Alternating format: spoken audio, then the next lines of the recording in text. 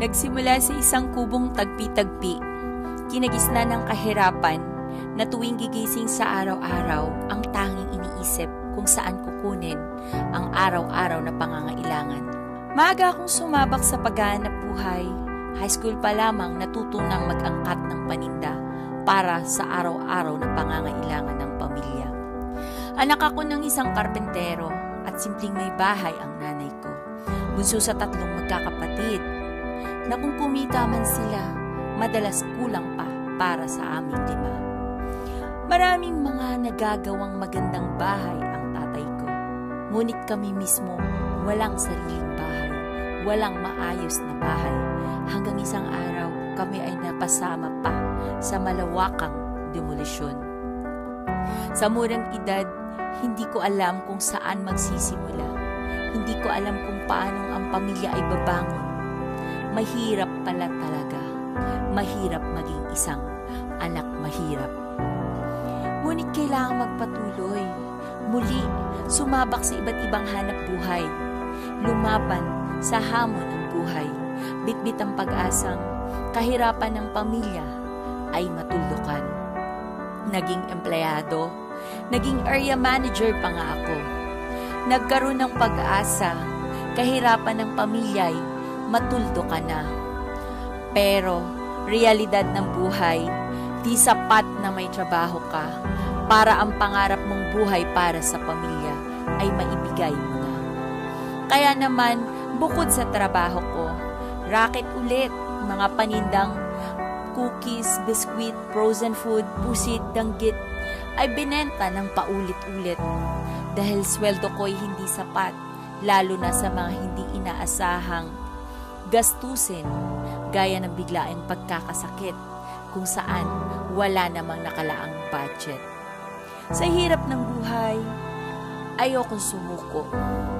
Or dahil wala naman talaga akong choice kung hindi lumaban at magpatuloy.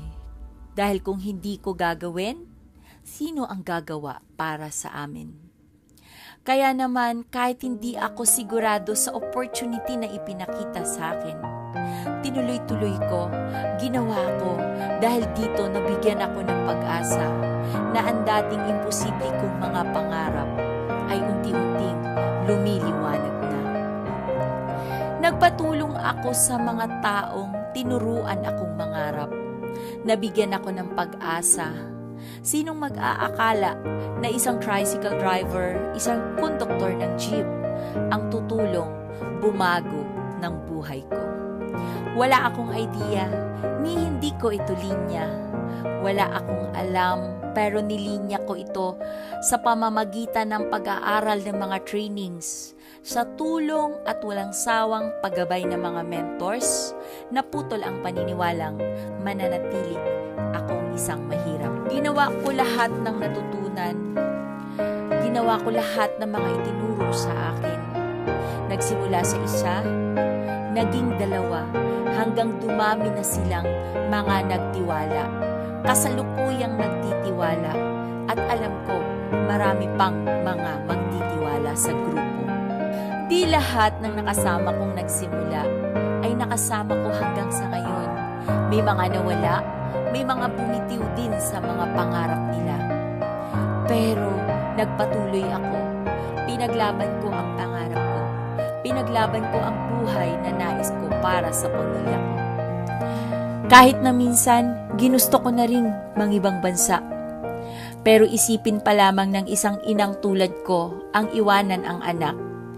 Bilang isang ina, hindi ko kakayanin pa. Kaya naman, mas pinili kong mas magpatuloy, mas tiningnan ko ang mga taong patuloy na nagtitiwala sa akin. Totoong halos kung kailan bibitiw ka na, pero mas magpatuloy ka.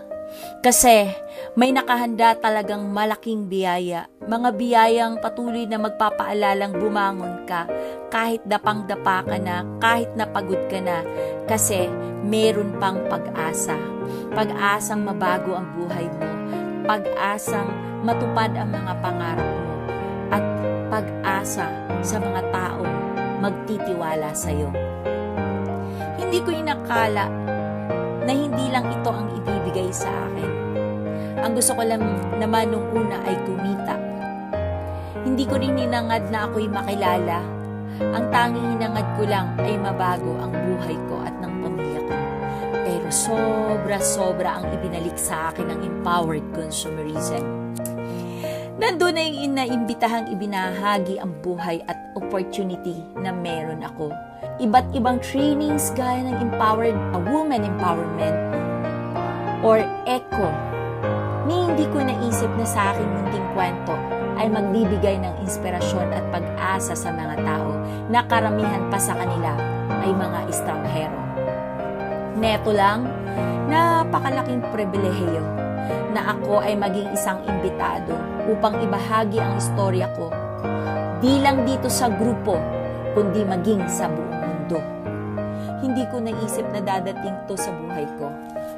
Nakikita ako ng ganito.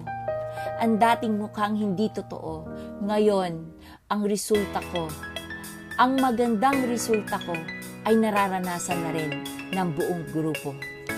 Iba-iba man tayo ng pinagmulan, iba't iba man tayo ng kinalakihan, kumapit ka lang at patuloy mong pagsumikapan ang pangarap na meron ka. Kahit anuman ang humadlang, ipaglaban mo para sa magandang buhay para sa pamilya mo. Nagsimula sa resulta ko.